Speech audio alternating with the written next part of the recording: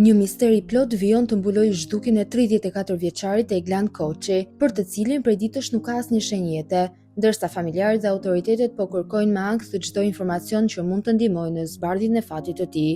Sipas të dhënave të deritanishme, Eglant Koçi humbi kontaktet pas ditën e datës 3 qershor, ditë në të cilën në Tiranë po zhvilloheshin protesta dhe tensione. Që nga ai moment, familjarët thonë se 34 vjeçari nuk ka kontaktuar më me askënd dhe telefoni i tij rezulton i fikur. Lëvizja e fundit e dokumentuar e Koçit është në zonën pranë sheshit Wilson në Tiranë. Burime pranë hetimit bëjnë me dije se ai është parë duke lëvizur me një automjet me targa CT 969, ndërsa më pas çdo gjurmë e tij humbet. Ndërkohë, zhvillimi më i fundit që ka ngritur edhe më shumë pikpyetje është gjetja e motorit të tij pranë nën stacionit elektrik 5 Maj në Tiranë.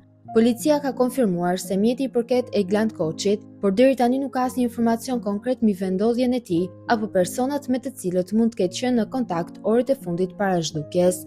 Ndërkohë, Padorashka dhe Eterna Media kanë nisur gjithashtu të investigojnë rastin dhe janë vënë në kontakt me burime pranë policisë, por deri më tani nuk ka asnjë zhvillim konkret që të ndihmojë në zbardhjen e misterit. Familjarët kanë kërkuar ndihmën tonë për ta shpërndarë sa më shumë rastin, me shpresën se dikush mund të ketë parë apo dëgjuar diçka që mund të çojë në gjetjen e Eglant Koçit. Teksa orët kalojnë, misteri i zhdukjes së tij vijon të thellohet, ndërsa pyetja që mbetet ende pa përgjigje është: ku ndodhet Eglant Koçi?